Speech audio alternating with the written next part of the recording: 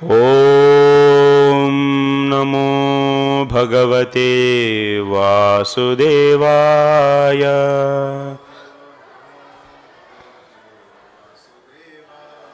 नारायणं नमस्कृत्य नरं चैव नरोत्तमं देवीं सरस्वतीं व्यासं ततो जयामुदीरयेत्। नष्टप्रायेष्वभद्रेषु नित्यं भागवत सेवया भगवत्युत्तमश्लोके भक्तिर्भवति नैष्टिकी। सो हरे कृष्णा। सो आप सबको स्वागत है आज का श्रीमद् भागवतम कक्षा में। आज हम लोग पढ़ेंगे श्रीमद् भागवतम द्वितीय स्कंद 5वां अध्याय और श्लोक का संख्या 16।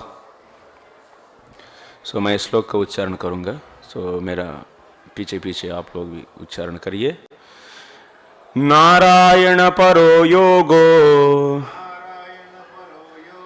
नारायण परम तपः नारायण परम यज्ञ ज्ञानम नारायण परागति नारायण परो योगो नारायण परम तपः नारायण परम ज्ञानम नारायण परागति नारायण परो योगो नारायण परम तपः नारायण परम ज्ञानम नारायण परागति। बोलो। नारायण परो योगो नारायण परम तपः नारायण परम ज्ञानम नारायण परागति। शब्दार्थ।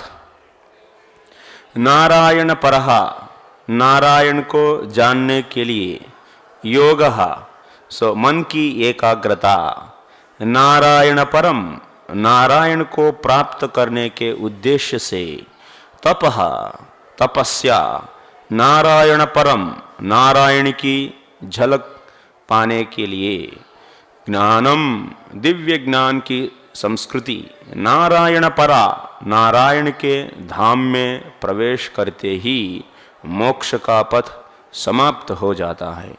गति ही उत्तरोत्तर पथ। तो अनुवाद श्रील प्रभुपाद जी के द्वारा। सभी प्रकार के ध्यान या योग नारायण की अनुभूति प्राप्त करने के लिए ही है। सारी तपस्याएं नारायण को प्राप्त करने के लिए है। दिव्य ज्ञान का संवर्धन नारायण की झलक प्राप्त करने के लिए है और चरम मोक्ष तो नारायण के धाम में प्रवेश करने के लिए है ही। तात्पर्य श्रील प्रभुपाद जी के द्वारा। श्रील प्रभुपाद की जय। ध्यान योग की दो पद्धतियां हैं, अष्टांग योग तथा सांख्य योग। अष्टांग योग मन को एकाग्र करने के अभ्यास हैं, जिसमें ध्यान, धारणा, आसन, प्राणायाम आदि के विधियों से अपने को समस्त व्यस्तताओं से मुक्त कर लिया जाता है। सांख्य योग क्षणिक और सत्य का अंतर बताने वाला है, लेकिन दोनों की पद्धतियां अंततोगत्वा निर्विशेष ब्रह्म की अनुभूति के लिए हैं, जो भगवान नारायण की आंशिक अभिव्यक्ति हैं। जैसा कि हम पहले कह चुके हैं, निर्विशेष ब्रह्म तेज भगवान का अंश मात्र है। निर्विशेष ब्रह्म साक्षात भगवान पर स्थित है। फलस्वरूप ब्रह्म भगवान का महिमा गायन है। इसकी पुष्टि भगवद गीता तथा मत्स्य पुराण दोनों से होती है। गति शब्द चरम गंतव्य या मोक्ष की अंतिम स्थिति का सूचक है। निर्विशेष ब्रह्म ज्योति से तादात्म्य चरम मोक्ष नहीं है। इससे जो श्रेष्ठ है अनंत वैकुंठ लोकों में से किसी एक में भगवान की भव्य संगति। अतएव निष्कर्ष निकलता है कि नारायण या भगवान सभी प्रकार की योग पद्धतियों तथा सभी प्रकार के मोक्ष के चरम लक्ष्य हैं। ओम अज्ञानतिमिरान्धस्य ज्ञानाञ्जनशलाकया चक्षुरुन्मिलितं येन तस्मै श्रीगुरवे नमः। श्रीचैतन्यमनोभीष्टं स्थापितं येन भूतले स्वयं रूपः कदा मह्यं ददाति स्वपदान्तिकं। वन्देऽहं श्रीगुरो श्रीयुतपदकमलं श्रीगुरून् वैष्णवांश्च। श्रीरूपं साग्रजातं सहगणरघुनाथान्वितं तं सजीवं साद्वैतं सावधूतं परिजनसहितं कृष्णचैतन्यदेवं श्रीराधा कृष्णपादान् सहगणललिता श्रीविशाखान्वितांश्च। हे कृष्णकरुणा सिन्धो दीनबन्धो जगत्पते गोपेश गोपिकान्त राधाकान्त नमोऽस्तुते। तप्तकाञ्चन गौरांगी राधे वृन्दावनेश्वरी वृषभानुसुते देवी प्रणमामि हरिप्रिये। वाञ्छाकल्पतरुभ्यश्च कृपा सिन्धुभ्य एव च पतितानां पावनेभ्यो वैष्णवेभ्यो नमो नमः। नमो ओं विष्णुपादाय कृष्णप्रेष्ठाय भूतले श्रीमते भक्तिवेदान्त स्वामिन्निति नामिने। नमस्ते सारस्वते देवे गौरवाणी प्रचारिणे निर्विशेषा शून्यवादी पाश्चात्य देशतारिणे। जय श्री कृष्ण चैतन्य प्रभु नित्यानंद श्री अद्वैत गदाधर श्रीवासादि गौर भक्त वृंद। हरे कृष्णा कृष्ण कृष्ण हरे हरे हरे राम राम राम हरे हरे। हरे कृष्ण। नारायण परो योगः नारायण परम तपः नारायण परम ज्ञानम नारायण परागतिः। तो इस श्लोक का विचार करेंगे आज हम लोग। इसकी पूर्व में आप लोग सुन चुके हैं। तो इस चैप्टर का आरंभ कैसा हुआ और इसकी पूर्व में क्या क्या चला, एक्चुअली क्विकली मैं थोड़ा सा रिकैप करना चाहता हूँ। तो एक बार का बात है, क्या हुआ उस दिन परीक्षित महाराज प्रश्न पूछे हैं। तो कहाँ पूछे?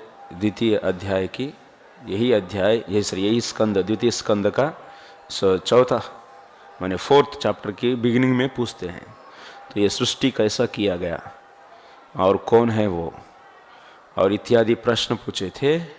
और उन प्रश्नों को उत्तर देने के लिए तो सुखदेव गोस्वामी पहले तो भगवान को अपना नमस्कार प्रकट करते हैं और अपना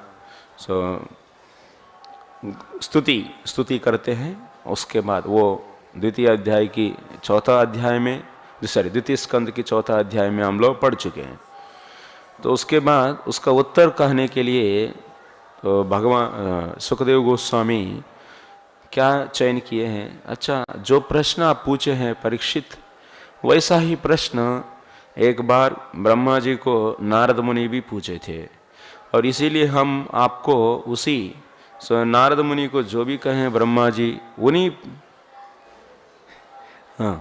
तो उन्हीं प्रश्नों को मैं उत्तर देते हुए जो भी संवाद हुआ उसी संवाद को अभी मैं कहूँगा करके द्वितीय वही चौथा अध्याय की अंत में कहे। तो अभी तो प्रसंग तो आरंभ हुआ, ब्रह्मा और नारद इन दोनों के बीच में संवाद, इसी के माध्यम से परीक्षित का प्रश्नों का उत्तर दिया जा रहा है। तो पूछते हैं नारद मुनि, क्या प्रश्न पूछते हैं? टोटल 10 प्रश्न पूछते हैं। कितना? 10 प्रश्न। उन 10 प्रश्नों को जस्ट संक्षिप्त रूप में एक बार मैं कहूँगा। आप द्वितीय श्लोक में देखते हैं, यद्रूपम यदधिष्ठानम यतः सृष्टमिदं प्रभु यत् संस्थितम यत् परम यच्च तत्सर्वं वद तत्वतः। यद्रूपम यद अधिष्ठानम यतः सृष्टम यत् संस्थितम यत् परम यच्च। How many total? 6, पूरा 6 है। यद रूपम माने इस जगत का लक्षण क्या है, माने ये जगत किस रूप में है। यद अधिष्ठानम, यद अधिष्ठानम माने इस जगत का सो आधार क्या है, सो आश्रय कौन है। यतः सृष्टम माने कौन इस जगत को सृष्टि किए हैं। यद संस्थितम माने ये जगत किस में जाके लीन हो जाता है अंत में। यच्चा परम, सो यत परम माने ये किसकी अधीन में है ये जगत। यच्चा माने यदात्मकम, ये बना किससे, एक्चुअली ये किससे बना है। तो इस प्रकार 6 प्रश्न पूछे हैं पहले इस जगत के बारे में, और उसके बाद चौथा श्लोक में, इसी अध्याय का चौथा श्लोक में और भी 4 प्रश्न पूछते हैं। यद विज्ञानो यदाधारो यत्परस्त्वं यदात्मकः एकः सृजसि भूतानि भूतैरेव आत्ममायया। उसके बाद पूछते हैं यद विज्ञानः, ब्रह्मा जी से पूछ रहे हैं, तव विज्ञान प्रदः, तो आपको विज्ञान माने आपको इस जगत सृष्टि करने के लिए ये जो ज्ञान है वो कौन दिए हैं। यद आधारः, यद आधारः माने सो तव त्वम अधीन, यस्य त्वम अधीन, आप किसकी अधीन में हैं। ब्रह्मा जी से पूछ रहे हैं ये नारद मुनि। यद आधारः मीन्स आप किसकी अधीन में हैं। यत् परः त्वम, तो यत् परः त्वम, सो पहले पूछे हैं यद विज्ञान, यतः माने आपको विज्ञान कौन दिए हैं। यद आधार माने आपका आश्रय कौन है और आप किसकी अधीन में हैं। यद आधार माने आपका आश्रय कौन है, तब आश्रय, आपका आश्रय कौन है। तो ऐसा नारद मुनि पूछ रहे हैं आप किसके आश्रय में हैं। और यद परः माने आप किसके अधीन में हैं, आप किसकी कंट्रोल में हैं। यदात्मकः, सो आप यह तुम आत्मा, सो तव आत्मा, आपका आत्मा कौन है, माने आपका सो मूलभूत आपका आत्मा कौन है। ये भी ऐसा 4 प्रश्न पूछे हैं, पहले 6 और 4 टोटल 10। इन 10 प्रश्नों को उत्तर देने के लिए ब्रह्मा जी सो आरंभ करते हैं किस श्लोक से।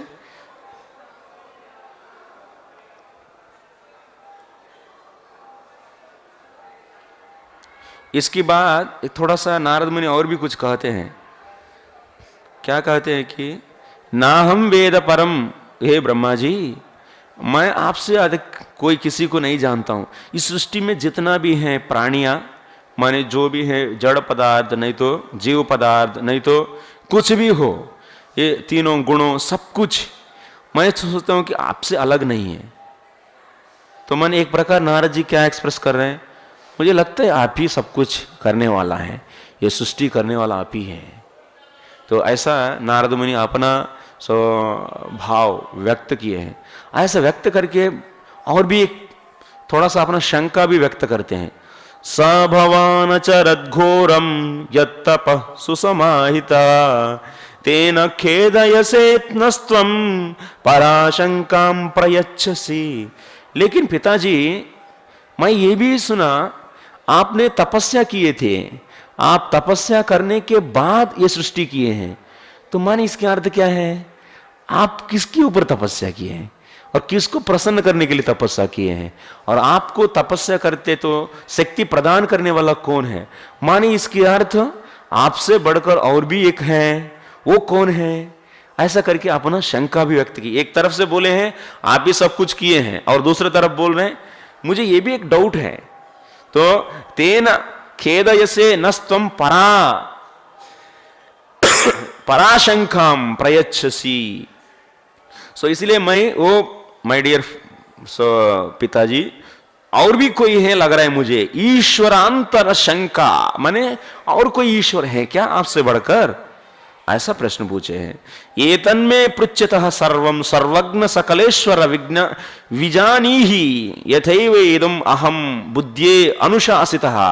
तो ये भी कहते हैं आप तो सर्वज्ञ हैं, आप सब कुछ जानने वाले हैं, आप सकलेश्वर हैं, सबको कंट्रोल करने वाले हैं।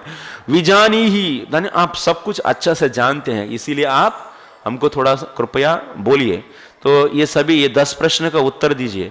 आप ही ये पूरा सब कुछ नहीं, मैंने अपने आप को विज्ञान दिए हैं क्या? मैंने पहले लास्ट का 6 हैं, आप अपने आप के लिए आश्रय हैं क्या? और आप अपने आप की कंट्रोल में हैं क्या? नहीं तो आपकी ऊपर और भी कोई है क्या? ये क्लियरली मुझे समझ में नहीं आ रहा है, मुझे डाउट भी हो रहा है और कोई है करके। तो ब्रह्मा जी उसका उत्तर इतना सुनने के बाद क्या बोले हैं? तो बोलते हैं सम्यक कारुणिकस्येदम वस्तमे विचिकित्सितम यदहम चोदितः सौम्य भगवद वीर्य दर्शने। वाह वाह बेटा, बहुत अच्छा प्रश्न पूछे हैं, बहुत आप तो कृपा किए हैं हमारा ऊपर। वत्सा माने बहुत अफेक्शनेटली बोल रहे हैं। कारुणिकस्या इदम माने आप बहुत करुणा रखे हैं, क्योंकि ब्रह्मा जी सोच रहे हैं कि इसी प्रश्नों की बहाने से अभी भगवान की सृष्टि लीलाओं को मैं स्मरण कर सकूं और भगवान की ग्लोरीफाई कर सकूं। इस प्रकार से उनको आनंद हो गया एक्चुअली। यदहम चोदितः सौम्य, आपके कारण, आपकी प्रश्नों के कारण मैं अभी भगवत वीर्य दर्शन, भगवान की वीर्यों को, भगवान की शक्ति को मैं अभी देख सकूं, मैंने याद कर सकूं। मैंने अपना हृदय में देखते हैं ना ये तो भगवान की वीर्यों को मैं अपना हृदय में देख सकूं। नानृतम तव तच्चापि यथा माम ब्रवीषि बोहो अविज्ञाय परम मत्तम ये तावत्वम यतो ही में। तो नारद मुनि जो प्रश्न उठाए ना, तो क्या प्रश्न उठाए? तो आपसे बढ़कर और भी कोई है लग रहे हैं, आप तपस्या किया मैंने इसको, सो मुझे डाउट आ रहा है। तो तब उसके लिए ब्रह्मा जी कह रहे बहुत अच्छा है भाई, तो आप जो एक्सपेक्ट किए आपका डाउट परफेक्ट है, आप बहुत सही मैंने शंका किए हैं। सो मैं ही सब कुछ नहीं हूं, तो मेरे से ऊपर और भी एक है। आप जो शंका किए वो झूठ नहीं है, न अनृतम न मिथ्या, वो गलत नहीं है। यतः क्योंकि मत्तः सकाशादपि परम परमेश्वरम, मेरे से भी बढ़कर और एक परमेश्वर है। सो अविज्ञाय मत्तः परस्मिन् परमेश्वरे अविज्ञाते सति इत्यर्थः। तो इसीलिए मेरे से आप अभी उनके बारे में आप सुनो। मम एतावत्तुम स्याद अनेक कर्तृत्वत्वेपि क्व प्रत्ययः आसोके।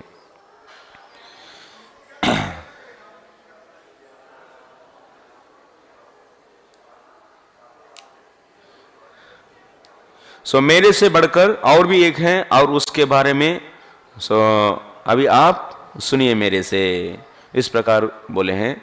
और इसके बाद ये कह रहे हैं, ब्रह्मा जी कह रहे हैं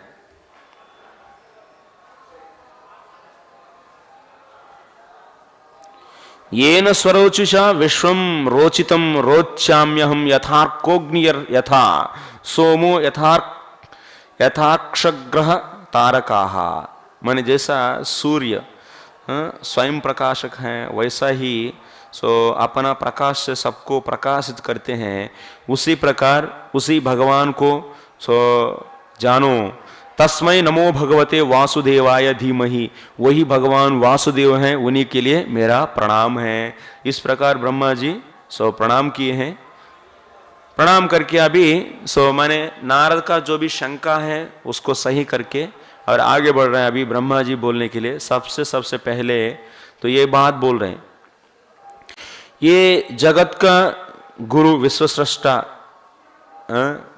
जो भी व्यक्ति ना, ब्रह्मा जी को ही जगत गुरु है, ब्रह्मा जी को ही विश्वस्रष्टा है और सब कुछ आप ही करने वाले हैं, ऐसा जो भी बोलेंगे वो एक्चुअली सही नहीं है, वो माया से मोहित है। ब्रह्मा जी सब कुछ किए हैं ऐसा बोलते तो ब्रह्मा जी से ऊपर कोई नहीं है, तो ऐसा जब बोलेंगे तो इसके अर्थ है आप माया से मोहित हैं। तो कैसा एग्जाम्पल कौन है?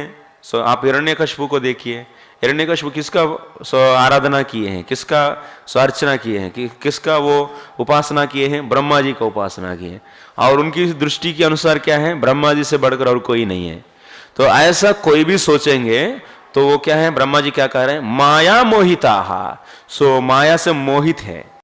तो माया मोहिता, तो इसीलिए उसी संदर्भ में कह रहे हैं पहले भगवत संबंधम बिना, माने भगवान की संबंध की बिना यदि ब्रह्मा जी को आप एक विश्व सृष्टा है, एक स्वतंत्र विश्व सृष्टा है करके देखेंगे तो ये एक बहुत बड़ा अपराध है एक्चुअली। तो भगवान की समान ब्रह्मा जी को और ईश्वर इत्यादियों को, देवताओं को भगवान की समान देखेंगे तो ये भी एक नामापराध होता है, भगवान की नाम के प्रति अपराध है। तो इसीलिए तो ऐसा कभी भी नहीं देखना चाहिए। ब्रह्मा जी को उपासना करते तो भी किस प्रकार से उपासना करना है? भक्ति संदर्भ में आप देखते हैं भगवान को एक गुरु के रूप में उपासना कर सकते हैं कोई भी।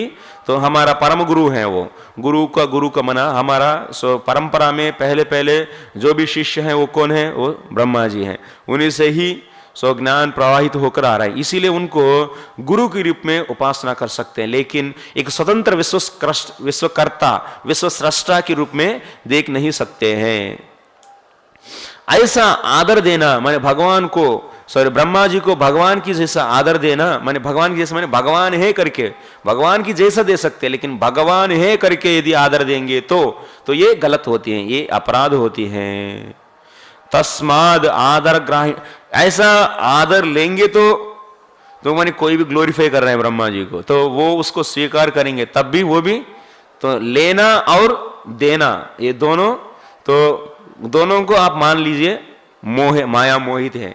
यदि कोई भी ब्रह्मा जी किसी माने समय किसी टर्म में, हर टर्म बोलते हैं ना ब्रह्मा जी, जीवात्मा भी होते हैं, यदि कोई जीवात्मा सोचेंगे अपने आप को मैं ही खुद स्वतंत्र रूप से पूरा सृष्टि कर रहा हूं करके, तब तो वो माया से मोहित हैं। ते उभे भी बहिर्दर्शिन, वो दोनों भगवान से विमुख हो गया है। तो इसीलिए ये कौन करते हैं एक्चुअली? विलज्जमाना, ये श्लोक कैसे शुरू हो रहे हैं? 13वां श्लोक। विलज्जमाना यस्यस्तातुम ईक्षा पते मृषया पते मुया विमोहिता विकत्तन्ते मामहमिति दुर्दियः। विलज्जमाना, ये माया देवी भी कैसा है? लज्जित होकर। कोई भी स्त्री माने कोई गलत काम की तो कैसा रही, तो वो सामने कर अपना चेहरा दिखा सकती है, नहीं दिखा पाती है। वैसा ही माया देवी भी क्या है? भगवान के सामने नहीं आ सकती हैं, क्योंकि उनको भी लज्जा होती है। क्यों लज्जा होती है? कौन सा गलत काम किए हैं वो? गलत काम माने एक हीनियस माने एक छोटा काम करना। तो क्या है वो करती है? वो जीवात्माओं को मोहित करती है। और भले वो तो गलती से नहीं मोहित कर रही है, लेकिन फिर भी भगवान की अंश है, भगवान की पार्षद है, ऐसा जीवात्माओं को वो क्या कर रहे हैं? वो मोहित करके इस संसार में बांध के रख रहे हैं। इस प्रकार की एक्टिविटी करने से वो शर्मिला है, वो शर्मिंदा हो गई। उनको होकर क्या करते हैं? वो हर वक्त भगवान के पीछे ही रहती है। जो भी गलत काम करेंगे तो आगे आके चेहरा दिखा सकते हैं? नहीं दिखा सकते हैं। विलज्जमाना, इसीलिए लज्जित है। विलज्जमाना यस्या स्थातु, माने पहले प्रश्न है ना। पहले प्रश्न क्या है? नारद ने पहले प्रश्न क्या पूछे ब्रह्मा जी से? यद रूपम, ये जगत का रूप क्या है, माने ये इसका रूप क्या है, ये प्रश्न पूछे हैं। इसकी उत्तर देने के लिए अभी माया से शुरू किया, तो क्योंकि माया से ही बनता है ना ये सब कुछ जगत, तो इसीलिए माया के बारे में कह रहे हैं। माया कैसा है? विलज्जमाना, माने वो लज्जित होकर हर वक्त भगवान के पीछे ही रहती है। क्यों लज्जित है? क्योंकि भगवान की अंश जो पार्षद है, ऐसा जीवात्मा पार्षद है, माने पार्षद बनने के लिए योग्य है। ऐसा नहीं कभी पार्षद है तो वो पार्षद बनने के लिए योग्य जो जीवात्माएं हैं, उन जीवात्माओं को वो मोहित कर अपना पीछे माने मोहित कर अपना चंगुल में रखती हैं। इस प्रकार की चेष्टा करने से वो लज्जित होकर भगवान के सामने नहीं आ सकती हैं। तत् पृष्ठदेशे एवं स्त्रीवत्या अमुया, जैसा स्त्री गलत करते तो जैसा पीछे रहती वैसा रहती। माया विमोहिता विकत्यन्ते अत्र तद वैमुखतव एवा तद पृष्ठदेशे ज्ञेयः।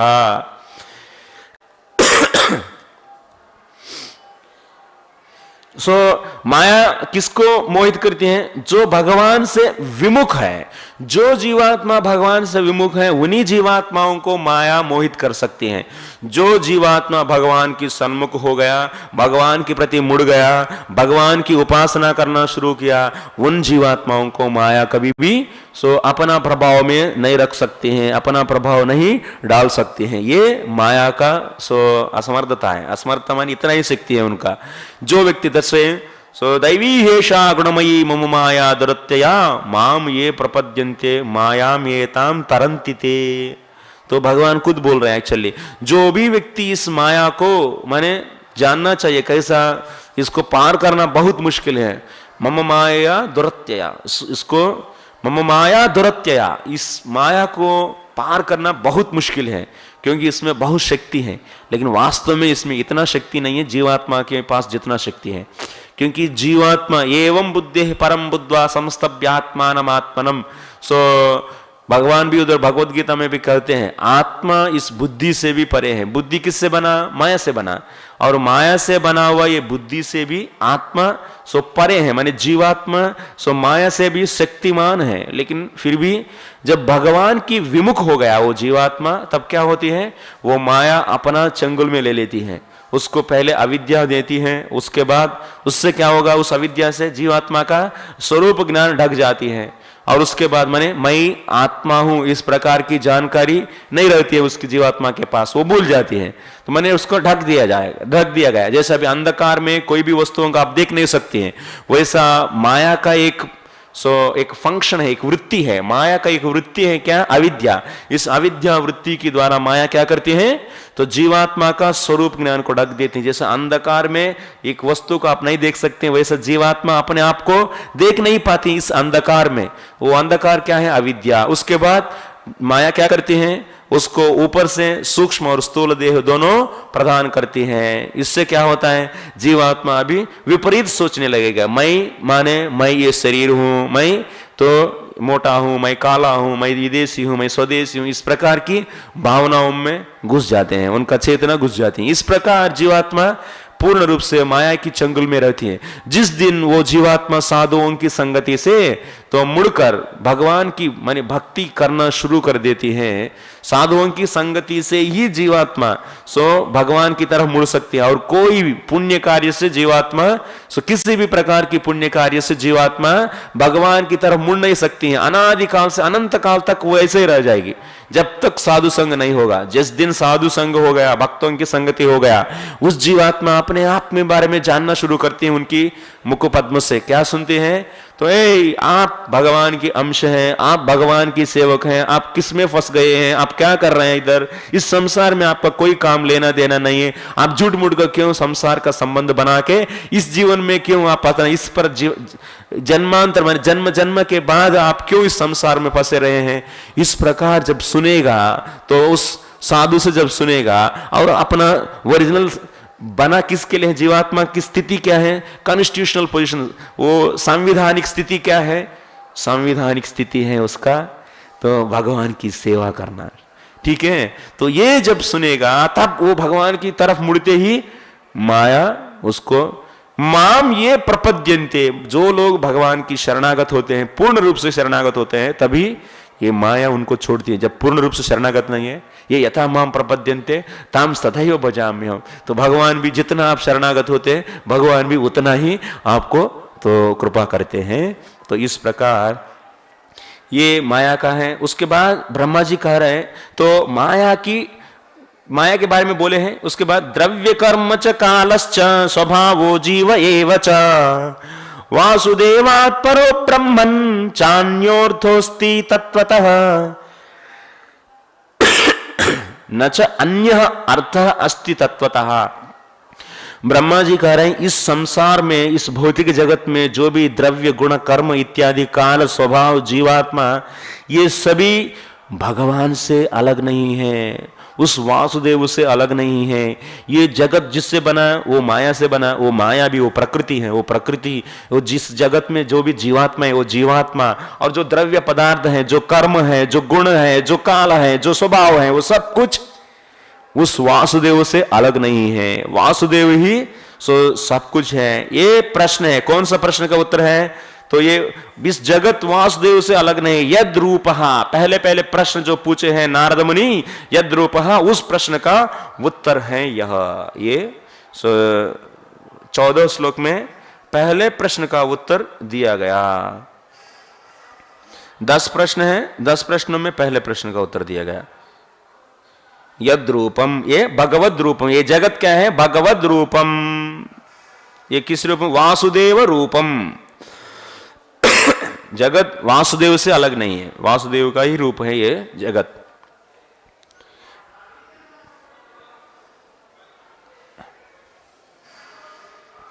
तो नेक्स्ट, नारायण परा वेदा देवा नारायणांगजा, नारायण परा लोका नारायण परामका। सो नारायण परो योगो नारायण परम तप, नारायण परम ज्ञानम नारायण परागति। इन दोनों श्लोकों में जो नारायण परा वेदाः, इस शब्द से तो ब्रह्मा जी क्या कह रहे हैं? तो यद अधिष्ठानम, माने इस जगत का आश्रय कौन है, ये प्रश्न का उत्तर दे रहे हैं। यद अधिष्ठानम, कैसा ये प्रश्न का उत्तर हो गया? नारायण परावेदाः, 15 श्लोक में देख रहे हैं, नारायण परावेदाः माने इसके अर्थ क्या है? ये जो वेद है, ये वेद नारायण, वेदों का कारण, नारायण परः कारणम येषां ते, माने समस्त वेदों का कारण कौन है? नारायण है। माने अनेनैव शास्त्रयोनित्वात्, माने ये जो ब्रह्म सूत्र है एक्चुअली, प्रतिपादनेन ईश्वरे प्रमाणम, माने ईश्वर का जो प्रमाण है ये जो वेद, और वो वेद किससे, वेद का कारण कौन है? ईश्वर ईश्वर को प्रतिपादन करने वाला कौन है? वेद है। इस संसार में आपको भगवान के बारे में जानकारी देने वाला कौन? तो वेद है, शास्त्र है। बिना शास्त्र का उस भगवान के बारे में जान सकते हैं क्या? हो ही नहीं सकता है एक्चुअली। तो साधु आपके जीवन में आकर भगवान की भक्ति के बारे में बोलते हैं, लेकिन उन्होंने कहां से बोलते हैं? जो भी बोलते हैं वो वेद में जो है वही बोलते हैं, जो शास्त्र में है वही बोलते हैं। तो भगवान इसीलिए ये ब्रह्मांड को सृष्टि करके समस्त जीवात्माओं को भी तो सृष्टि की है, लेकिन यदि भगवान इतना करुणामय है सो उनके बारे में हम लोगों को जानने के लिए शास्त्र प्रदान किए हैं, उसी को बोलते हैं वेद। और वो वेद का कारण कौन है? नारायण है। और वेद से क्या जानेंगे? नारायण को जानेंगे। सो तथा वेदादयः नारायणे स्थितत्वात्, माने समस्त वेद नारायण में ही स्थित है। नारायण अधीनत्वात् च नारायण परः इति। सो यद अधिष्ठानम, माने इसके अर्थ ब्रह्मा जी जब भी सृष्टि करते हैं, उन्होंने कैसा सृष्टि करते हैं? आप लोग बोलिए, कहां से उनका ज्ञान प्रदान होता है? तो जैसा अभी इस पृथ्वी की सृष्टि करना है, इसमें 14 लोक रखना है, 14 ब्रह्मांडों में इस जीवात्माओं को, इस कर्म के अनुसार ये जीवात्मा को ये शरीर देना चाहिए, ये शरीर देना चाहिए, और इधर राक्षसों को क्रिएट करना है, देवताओं को क्रिएट करना है, ये करना है, वो करना है, बहुत कुछ क्रिएट करते हैं वो। इन सबका ज्ञान, माने जल पृथ्वी, जिसको प्यास होता है उसके लिए बुझाने के लिए जल चाहिए, और उसको ठंड होता है इसीलिए उसको बचाने के लिए सूर्य माने अग्नि चाहिए। इस प्रकार की इन सभी का माने इत्यादि समस्त पदार्थों को, जंगल चाहिए, खेती चाहिए, जमीन चाहिए, बीज चाहिए, ये सब का सृष्टि कौन करते हैं? ब्रह्मा जी करते हैं। कहां से करते हैं ये? उनको ज्ञान कहां से प्रदान होता है? वो वेद से प्रदान होता है, उनको वेद से ही। तेने ब्रह्म हृदय आदि कवे, ब्रह्म माने वेद, वेद उनके हृदय में प्रकाशित किया जाता है भगवान के द्वारा। तो इसीलिए वेद से ही सृष्टि करते हैं। तो वो वेद माने पूरा सृष्टि का कारण कौन है? ब्रह्मा जी करते हैं। ब्रह्मा जी कैसा करते हैं? वेद से करते हैं। वेद का कारण कौन है? नारायण है। माने सृष्टि का किसके अधीन में है? किसका आश्रय कौन है? नारायण है। नारायण परा वेदाः क्या इंडिकेट कर रहे हैं? इस जगत का अधिष्ठान, इस जगत का अधिष्ठान माने स्थान, जहां ये जगत टिकती है, इसका अधिष्ठान कौन है? वो साक्षात नारायण है। तो ये कहा गया 15वें श्लोक में। तब हम लोगों 16वां श्लोक देखेंगे। नारायण परो योग नारायण परम तपः नारायण परम ज्ञानम। इसमें बहुत ज्यादा व्याख्या नहीं है। तो गतिर मोक्ष, मन इसमें गति माने मोक्ष लेना है। अब श्रील प्रभुपाद जी कह रहा है इसमें योग नारायण परा सो परो योग, सो योग माने दो प्रकार का होता है। भगवत गीता में हम लोग देखते हैं, अभी हम लोगों का भगवत गीता क्लास चल रहा है, उसमें भगवत गीता में हम लोग देख रहे हैं किसमें 5वें अध्याय की अंत में तो अष्टांग योग का आरंभ की है। 27, 28, 29 5वां अध्याय माने भगवत गीता के 5वें अध्याय की अंत में अष्टांग योग का सूत्र रूप में कहा गया, माने संक्षिप्त रूप में। तो क्योंकि उसी का विस्तार किया जाता है तो अध्याय माने 6वां अध्याय में भगवत गीता की, तो उधर अष्टांग योग भी देखते हैं। और भगवत गीता के द्वितीय अध्याय में असोचानन्व सोचस्तुम प्रज्ञावादांश भाष से उधर से शुरू करते हैं भगवान, तो ज्ञान योग की आरंभ करते हैं। तो दोनों ज्ञान और अष्टांग योगों, ये दोनों योगों को हम भगवत गीता में पढ़ते हैं। तो योग माने दो प्रकार का होता है। और भी तो कर्मयोग, निष्काम कर्मयोग भी देख चुके हैं उसमें। तो पहले भगवत गीता के पहले 6 अध्यायों में निष्काम कर्मयोग के बारे में विस्तार रूप से कहा गया, उसी के साथ में अष्टांग योग और ज्ञान योग का भी कहा गया। उसमें हम लोग क्या पढ़ते हैं पहले 6 अध्यायों में भगवत गीता का। निष्काम कर्मयोग से क्या होगा? अंतःकरण की शुद्धि होगा। अंतःकरण की शुद्धि होने से क्या होता है? तो त्वम पदार्थ ज्ञान प्रकाशित होता है। मैं आत्मा हूं, माने विद्या, माने अविद्या नष्ट होकर विद्या बनती है। अविद्या की माया की वृत्ति है और विद्या भी माया का ही एक वृत्ति है। उस विद्या क्या करती है? जैसे सूर्य समस्त वस्तुओं को प्रकाशित करते हैं, वैसा ही विद्या जीवात्मा को अपना ज्ञान को प्रकाशित करते। जीवात्मा में स्वतः जो ज्ञान है, निक्षिप्त जो ज्ञान है, मैं आत्मा हूं, इस प्रकार की ज्ञान जीवात्मा में है, तो वो इस विद्या की प्रकाश में जीवात्मा खुद जान पाएगी। लेकिन उसके बाद वो जीवात्मा भगवान को जानना है। भगवान को जानने के लिए कैसा जानेगा? भगवान को माने ब्रह्म को जानना चाहिए, क्योंकि ज्ञानी का मुख्य उद्देश्य क्या होता है? ब्रह्म में लीन होना। तो ब्रह्म को जानने के लिए क्या करना चाहिए तब? तो इसीलिए ब्रह्म को जानने के लिए जो परतत्व है, इसीलिए वो ज्ञान, ब्रह्म ज्ञान उसको प्राप्त हो। भले वो उपनिषदों में पढ़ने से परोक्ष ज्ञान तो प्राप्त होगा, लेकिन अपरोक्ष ज्ञान माने अनुभव ज्ञान कब प्राप्त होगा? जब भगवान की भक्ति करेंगे, तो भक्ति के माध्यम से ज्ञान अंगों की सहित, तो भक्ति जब करेंगे तभी जाकर उन ज्ञान साधनाओं के माध्यम से वो जीवात्मा ब्रह्म के बारे में जान सकते हैं। माने उधर हम लोगों, मेरा कहने की तात्पर्य है, उधर हम लोगों ज्ञान योग का उल्लेख देखे हैं उस अध्याय में। तो मैंने पहले 6 अध्यायों में ज्ञान योग का बार बार कहते हैं ज्ञान योग क्या है, इसका विस्तार लास्ट 6 अध्याय भगवत गीता के लास्ट 6 अध्यायों में और भी ज्ञान साधनाओं के बारे में कहा गया। लेकिन उधर पहले 6 अध्यायों में इतना देखते हैं कि ज्ञान साधनाओं के द्वारा ब्रह्म ज्ञान प्राप्त होता है, इतना ही देखते हैं। इसके साथ साथ और एक तरीका है ब्रह्म में लीन होने के लिए, नहीं तो परमात्मा में लीन होने के लिए, क्या है? वो अष्टांग योग है। अष्टांग योग करके भी तो हम लोगों, कोई भी, तो हम लोग नहीं, हम लोग तो भक्त हैं, तो जो भी है ज्ञानी माने जो ब्रह्म में लीन होता है, वो अष्टांग योग करके भी उसमें मर्ज हो सकते हैं ब्रह्म में, नहीं तो परमात्मा में लीन हो सकते हैं। इसीलिए प्रभुपाद जी लिख रहे हैं इधर, तो योग 2 प्रकार का है, अष्टांग योग और सांख्य योग। ज्ञान योग का दूसरा नाम है सांख्य योग। क्या होता है ज्ञान योग और सांख्य योग? सांख्य योग माने संख्या, संख्या माने गिनती करना। सांख्य योग माने जिस योग में गिनती किया जाता है। किसका गिनती किया जाता है? इस प्रकृति की तत्वों को गिनती किया जाता है। प्रकृति की तत्वों कितना है? 24 तत्व हैं। तो प्रकृति, महत, अहंकार, पंच तन्मात्रा, पंच महाभूतों, पंच कर्मेंद्रिय, पंच ज्ञानेंद्रिय और मन, पूरा कितना हुआ? 24 तत्व। इन 24 तत्वों को गिनती करने की जो भी विज्ञान है उसी को बोलते हैं सांख्य योग। माने उसी का माने हर एक तत्व का उल्लेख माने लक्षण दिया जाता है, उसी को बोलते हैं सांख्य योग, सांख्य शास्त्र। तो उसका विस्तार रूप से आप तृतीय स्कंद की 26वां अध्याय 26वां अध्याय में हम लोग पढ़ेंगे। तो इसीलिए ऐसा जानने से मतलब क्या है? तो इसीलिए ये जानना है कि इस प्रकार की जानकारी से क्या होता है, आप आत्मा और अनात्म पदार्थों का अलग करके देखने की सामर्थ्य आता है। आत्मा की डेफिनेशन पता चल जाएगा और माने उसका डेफिनेशन माने लक्षण, लक्षण पता चल जाएगा और उसके बाद 24 तत्वों के लक्षण पता चल जाएगा। तब क्या होगा? लक्षण पता चलने से, तब लक्षण पता चलने से आपको अलग करके देखने में सामर्थ्य आता है, बुद्धि बनता है, तब आत्मा को आप अलग है इन 24 तत्वों से जान पाएंगे। सो इसी के लिए इसी को बोलते हैं सांख्य योग, इसी को ज्ञान योग भी कहते हैं। ठीक है, ये ज्ञान योग सॉरी अष्टांग योग में क्या होता है? यम नियम प्राणायाम। सो यम नियम आसन, प्राणायाम, प्रत्याहार, धारणा, ध्यान, समाधि, 8 प्रकार के अंग हैं इसमें।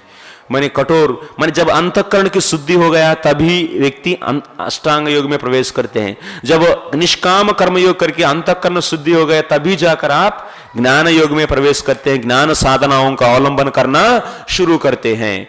तो इसीलिए तो अष्टांग योग में भी तो क्या करते हैं, उधर ज्ञान योग में ज्ञान को कल्टीवेट करते हैं और साथ साथ भक्ति अंगों को भी फॉलो करके अल्टीमेटली ब्रह्म को प्राप्त करते हैं। तो अब पूरा विधान आपको 11वें स्कंद में भी है और भगवत गीता की थोड़ा सा माने पूरा डिटेल्स में नहीं है तो, लेकिन पहले 6 अध्याय में भी है तो, लेकिन डिटेलली आप उद्धव गीता में पढ़ेंगे। तो ठीक है, अभी इधर विशेष बात क्या है? विशेष बात है अष्टांग योग में 8 प्रकार की अंग है। अष्ट अंग माने 8 अंग हैं इस योग में। कितना अंग है? 8 अंग। यम नियम माने कठोर नियम पालन करके, माने जो भी ग्रहण करते हैं, जो भी खाते हैं, लेते हैं इत्यादि ऊपर कंट्रोल रखना, और कुछ नहीं लेना, कुछ लेना। लेने के लिए यम और ना लेने के लिए लेने के लिए ना लेने के लिए यम और लेने के लिए नियम इत्यादि रखकर, तो आसन माने तो शरीर को पहले नियंत्रित करना चाहिए, एक आसन पर बैठ सके। तो इसीलिए तो ग्रहण आहार का नियंत्रण करना पड़ेगा। उसके बाद एक जगह पर आसन पर बैठ सकते हैं। उसके बाद प्राणायाम करते हैं। प्राणायाम करके क्या करेंगे? वायु माने वायु ही कारण है इंद्रियों का चपलता के लिए, तो इसीलिए वायु को नियंत्रित करना पड़ेगा। इसलिए प्राणायाम करेंगे। प्राणायाम करके प्रत्याहार माने तो मन की जब वायु को जब आप स्थगित कर पाएंगे, माने पूरक और रेचक और पूरक इन दोनों को समता स्थिति में ले आ पाएंगे, तब तो क्या होगा? तब मन स्थिर होता है। स्थिर हुआ मन से इंद्रियों को निग्रह करते हैं। इसी को बोलते हैं प्रत्याहार, माने इंद्रियों को बाहर नहीं जाने देते हैं, इंद्रियों को निग्रह करके रखते हैं। इसी को बोलते हैं प्रत्याहार। प्रत्याहार करने के बाद धारणा माने हृदय शुद्ध हो गया, तो शुद्ध हुआ हृदय में परमात्मा को देखना शुरू करते हैं। उसी को बोलते हैं धारणा। और जब वो धारणा और भी अधिक होती है, माने सामर्थ्य बढ़ती है, तो उसी को ध्यान बोलते हैं। जब उस परमात्मा में लीन हो जाते, लीन माने तो उसमें डूबना, माने पूरा और कुछ भी नहीं देखना, उसी को समाधि बोलते हैं। इस प्रकार 8 अंग हैं और इन 8 अंगों को बहुत अच्छे से हम लोग तो पढ़ेंगे। अष्टांग योग 6वां अध्याय में भगवत गीता का। ठीक है, तो नेक्स्ट तो हम लोगों का क्लास चल रहे हैं, तो जो शाम का चलता है तो उस क्लास में तो सांख्य योगो क्षणिक क्षणिक और सत्य का अंतर बतलाने वाले हैं। तो लेकिन ये दोनों अल्टीमेटली इन दोनों से क्या है? मोक्ष ही प्राप्त करेंगे। ब्रह्म में लीन होना, नहीं तो परमात्मा में लीन होना। तो इसमें क्योंकि इसमें सेवा भाव नहीं है, केवल आप प्रकृति को और जीवात्मा को और ब्रह्म को अलग अलग करके देख के अल्टीमेटली मैं और ब्रह्म में कोई अंतर नहीं है, इस प्रकार की स्थिति को प्राप्त कर कर उसी में स्थित हो जाते हैं। उसी को बोलते हैं ब्रह्मलीन। इससे क्या होता है? इसमें कोई भी सेवा का भाव नहीं है। एक्चुअली जीवात्मा स्वतः क्या है? भगवान का अंश है। और उसका सांविधानिक स्थिति क्या है? सांविधानिक स्थिति है तो भगवान की सेवा करना। तो लेकिन ये नहीं हो पाता है जब तो ये दोनों योगों से ब्रह्म में लीन हो जाता है। तो प्रभुपाद जी यही कह रहे हैं, पद्धतियां अंततो गत्वा निर्विशेष ब्रह्म की अनुभूति के लिए है। जो भगवान, अच्छा टाइम हो जा रहा है, तो भगवान नारायण की अंश अभिव्यक्त है। ब्रह्म क्या है? निर्गुण निर्विशेष चिन्मात्र सत्ता को ही ब्रह्म कहते हैं। क्या कहते हैं? निर्गुण निर्विशेष चिन्मात्र सत्ता, माने ब्रह्म भगवान को बिना फीचर्स का देखेंगे। जैसा एग्जाम्पल, आपको कभी आप रास्ते पे जा रहे हैं तो अंधेरा मान लीजिए, आप ऐसा मुड़ रहे हैं, एक्चुअली जस्ट एक मोड़ आ गया, सर करके एक गाड़ी आ गया, उसका फ्लड लाइट्स बहुत तेज है, वो आपका आंखों में गिरा फट करके, तब क्या होता है? तो आपको उस समय कौन सा गाड़ी है, कलर क्या है, वो कितना साइज है, ये सब कुछ नहीं पता है, कुछ भी नहीं पता है, लेकिन किंचित अस्ति माने सब कुछ तो है, इतना ही ज्ञान होता है। तो इसी प्रकार के ज्ञान को क्या बोलते हैं, तो निर्विशेष ज्ञान बोलते हैं। तो माने वो गाड़ी का रंग, वो गाड़ी का आकार, वो गाड़ी का गति कुछ नहीं जानते आप। तो वैसा ही किसी वस्तु का विशेषताओं को ना देखकर सो उसको जस्ट देखना, इसी को बोलते हैं निर्विकल्प ज्ञान। क्या बोलते हैं, निर्विकल्प ज्ञान। इसी जो निर्विकल्प ब्रह्म की माने भगवान की प्रति निर्विकल्प ज्ञान को ही ब्रह्म कहते हैं, माने भगवान में विशेषताओं को नहीं देख रहे हैं। तो इसीलिए उसलिए क्या कहते हैं, उसी को ब्रह्म बोलते हैं। तो इसलिए ब्रह्म माने क्या है, एक पूर्ण रूप से तत्व को देखना नहीं है। तो वो कैसा देख पाएंगे, केवल जितना भक्ति बढ़ेगा उतना स्पष्ट देख पाएंगे उनको। तो जो भगवान वो सो ब्रह्मणो ही प्रतिष्ठाहम, वो ब्रह्म का भी आधार कौन है, भगवान स्वयं, कृष्ण स्वयं। तो इसीलिए उस कृष्ण को नहीं देख पाते हैं ये लोग। तो ये ब्रह्मोपासक उस कृष्ण को नहीं देख पाते हैं। निर्विशेष ब्रह्म साक्षात भगवान पर स्थित है। तो इसीलिए ब्रह्मणो ही प्रतिष्ठाहम करके भगवत गीता में भी कह रहे हैं। फलस्वरूप ब्रह्म भगवान का महिमा गायन है। सो एक्चुअली ब्रह्म भगवान का ही एक अंश है, भगवान का ही एक गुण है। तो इस प्रकार जो व्यक्ति ब्रह्म को इस प्रकार समझेंगे उनका ज्ञान पूर्ण है। जो व्यक्ति ब्रह्म को ही सर्वश्रेष्ठ है और अंतिम है करके जानेंगे, उनका ज्ञान अपूर्ण है। तो इसीलिए भक्तों का ज्ञान पूर्ण है और ज्ञानियों का ज्ञान अपूर्ण है। इसीलिए हम लोगों को क्या बनना चाहिए, भक्त बनना चाहिए। अष्टांग योग और सांख्य योग की उपासक ना बने और ब्रह्म में लीन होने के लिए हमारा नहीं है। आजकल समाज में देखते हैं आप, तो उन लोगों को भक्ति बहुत सस्ता दिखता है, लेकिन उन लोगों को महंगा चीज चाहिए। माने अष्टांग योग हम लोगों कोशिश करेंगे, मेहनत करेंगे, हम लोगों डीपली पढ़ेंगे, लेकिन तो भक्ति सबसे सरल है और सबसे कठिन भी है और सबसे रहस्य है और सबसे ये तो उदार है, बहुत माने फ्री में आराम से सबको दिखती भी है, लेकिन सबसे सीक्रेट भी है। ये अचिंत्य है। भक्ति शक्ति क्या है, अचिंत्य शक्ति है। इसीलिए इस भक्ति को जो जानेंगे वही तत्व को पूर्ण रूप से जानेंगे। निर्विशेष ब्रह्म ज्योति से तादात्म्य चर्म मोक्ष नहीं है। तो अल्टीमेटली निर्विशेष में जाकर लीन होना सबसे पूर्ण गति नहीं है। इसीलिए इधर क्या कहा गया श्लोक में, नारायण परागति ही, नारायण ही अल्टीमेट मोक्ष है। माने नारायण की सेवा करना ही अल्टीमेट मोक्ष है, ब्रह्म में लीन होना नहीं है। ब्रह्म में लीन होना माने ये अपूर्ण है, गलत नहीं है, लेकिन अपूर्ण है, पूर्ण नहीं है। परा माने पूर्ण, तो परागति माने पूर्ण गति ही कौन है, नारायण ही पूर्ण गति है। अल्टीमेट शेल्टर कौन है, अल्टीमेट डेस्टिनी कौन है, तो चरम गति कौन है, वो नारायण है, ब्रह्म नहीं है। और इसमें यह भी कहा गया, नारायण परो योगः, नारायण परम तपः। एक्चुअली योग भी इसको यही वासुदेव परा वेदा, वासुदेव परम तपः।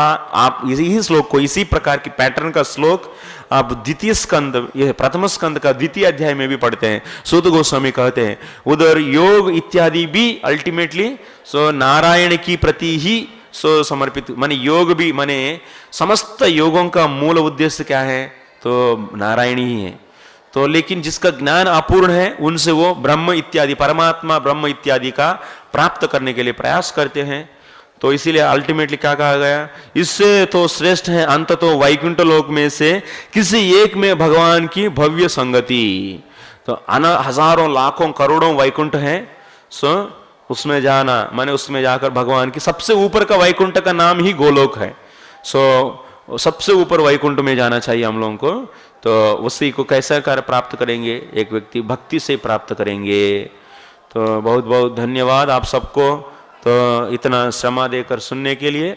और कोई प्रश्न थे तो ऑनलाइन में कोई सुन रहे थे तो प्रश्न थे तो कोई है क्या यूट्यूब में, कोई प्रश्न है, कोई है ऐसे ऑडियंस है, कोई 11 लोग हैं, कोई किसी को प्रश्न दे तो पूछ सकते हैं, एक टाइप कर सकते हैं यूट्यूब में, तो आप चैट बॉक्स में, तो हम प्रश्न सुनेंगे आपसे। और सामने तो कुछ ही लोग हैं, इसीलिए यदि प्रश्न नहीं है तो इधर से विराम कर देंगे। आज है क्या? कोई नहीं है ना? बहुत बहुत धन्यवाद। Thank you very much. Srila Prabhupada की जय। ग्रंथराज श्रीमद् भागवतम की जय। निताय गौर प्रेमानंदी। हरि हरि बोल। हरे कृष्ण।